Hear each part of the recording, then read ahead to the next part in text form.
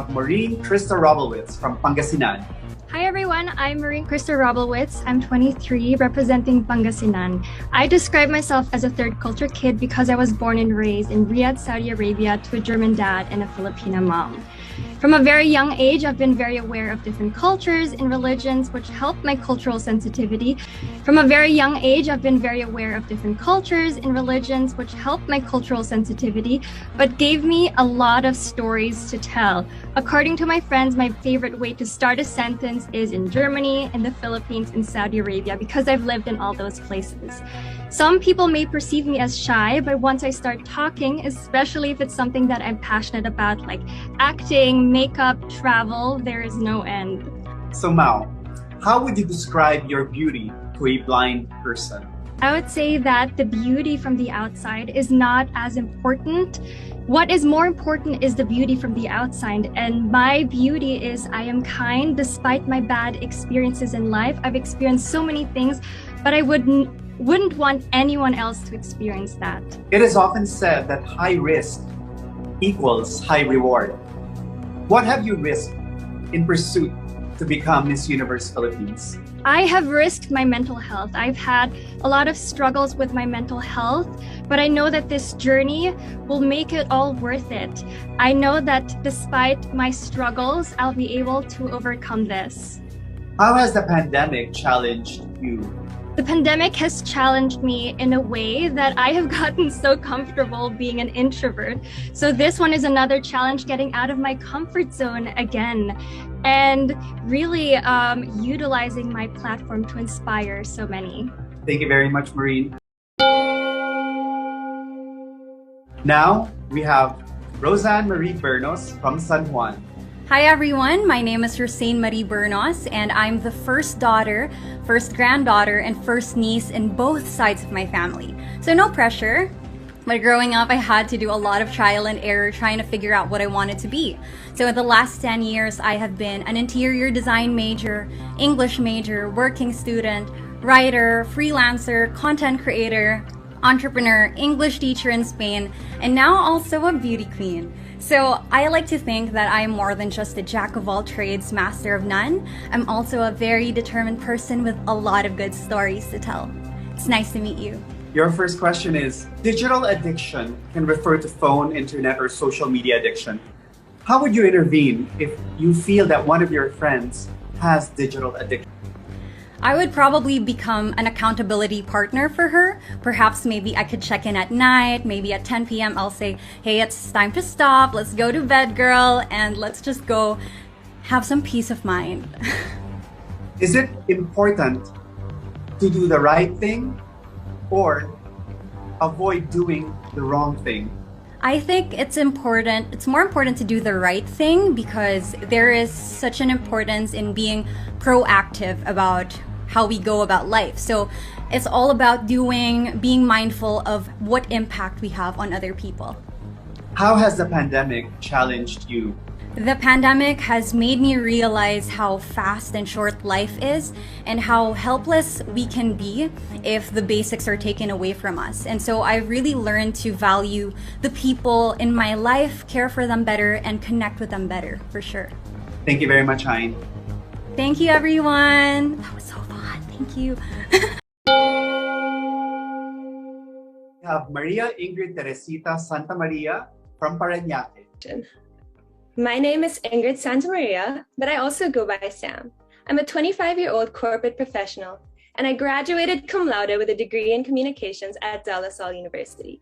I come from a big family, so I was always raised to be sociable at a young age, and I think that's where my love for community started. I also love to travel and explore new cultures. I love the sun and the sea, and the beach is my happy place. I've played many roles in my life. I've been a leader, an athlete, and a writer.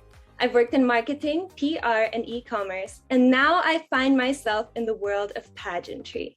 I'm somebody who faces challenges head-on, and this journey marks the beginning of my transformation into a phenomenal woman.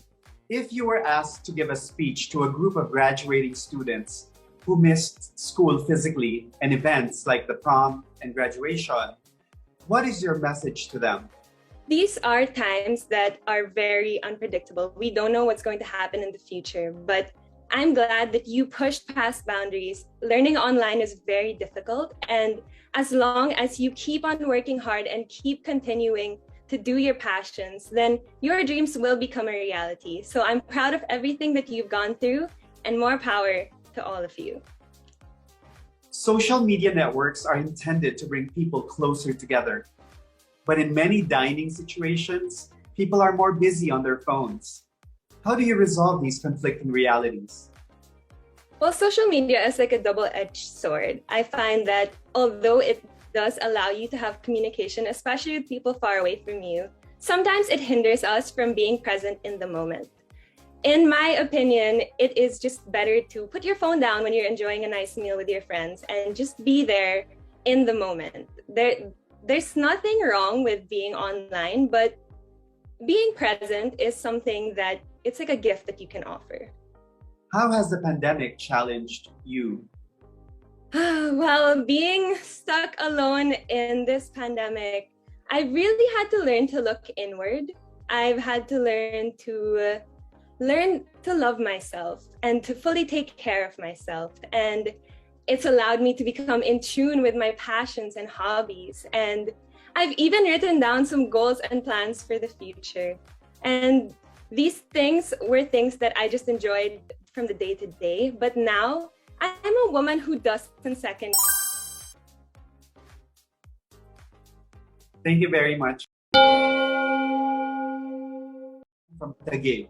Hi everyone. So I've been to 3 Justin Biebers by myself concerts, and one he looked straight into my eyes while he was singing. Talagang kinilig ako kasi you know what? I knew we had a moment. And everyone knows I hate spicy food, but for some weird reason I still carry it in my bag because I just really like the taste of it. Tapatio lang.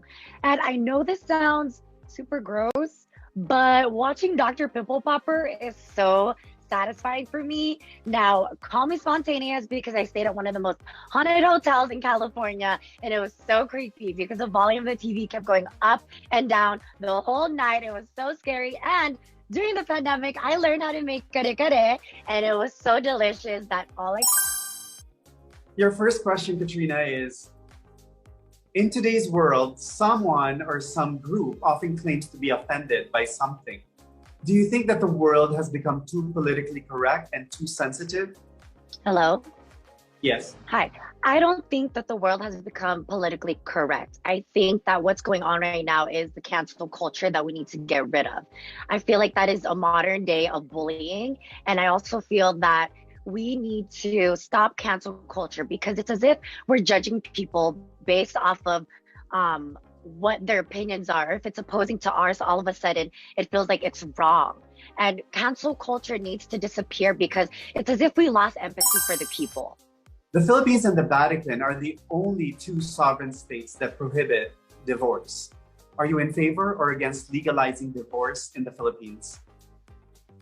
I have been asked this when I was 18, and I still stand by what I think from before versus now, which is as much as we want to stay committed to the person that we marry, we can't always decide whether or not they want to stay together. I know that married people stay together and try to work it out, but at the same time, we need to respect if they are no longer in love or if they choose better things that's better for their families and their children. How has the pandemic challenged you? It's challenged me in multiple ways. I mean, from having to go to school full time and working full time while trying to support my family, having to focus on school and from home, it teaches us responsibility and accountability because we need to be more focused. And aside from that, I've had to deal from being away from my family and not being able to see them. And it's been very hard, but social media has been such an advantage for me because I can communicate with my family all over the world. Thank you very much, Katrina. Thank you. Hi, I'm Victoria Velasquez Vincent, representing my beloved Cavite. I am an architect and a heritage conservationist, and aside from being a lover of all things visually creative, I'm also a lover of poetry and anything underrated. So whether it be the food that people typically don't like or the places less traveled, you will always find me going against the grain. I am a Virgo and the epitome of a Virgo at that, which means I'm obsessed with being organized and solving problems and nurturing the growth of those around me. fun fact, you will never find anyone with a better memory than me. Whether it's your birthday, your phone number, or what I had for Christmas lunch in 2012, you best believe I will never forget it. Victoria, would you rather be an Olympic gold medalist or Miss Universe? That's a hard question because either way, you are bringing so much pride to your country. But for me, I would have to say I would rather be Miss Universe because the prestige that lasts with Miss Universe is so much stronger than what lasts with an Olympic athlete, in my opinion. And with Miss Universe, you only have to do it once and you bring so much pride to your country. Whereas with being an Olympic medalist, you have to keep improving. Every year you have to do better and better. So for me, yeah, I think I'd go with Miss Universe, but also because I'm not really that sporty. Now, global warming has caused dramatic climate changes worldwide. As a beauty queen, how will you help in protecting our environment? It starts with the changes that you make in your own personal life and then extending that and using the platform that we have in Miss Universe Philippines to encourage other people to do the same thing. So for example, for me, I have actually converted to being 90% vegan because I know that animal agriculture contributes to so much of the issues that climate change causes. And so even that minor change, I know I'm contributing to such a large issue, and I know that I can use my platform to encourage other people to do the same. How has the pandemic challenged you? Above all else, the pandemic has challenged me in a way that has made me both stronger and more independent. I spent the first year of the pandemic in New Zealand and had the privilege of having that safety and security, but I still chose to sacrifice all of those things and relocate to the Philippines in January. And if there's anything that journey's taught me, it's that you might need to make some sacrifices along the way and you might need to give up on so many things and let go of so many things in your life, but you should never let anything, not even a worldwide pandemic, get in the way of your dreams.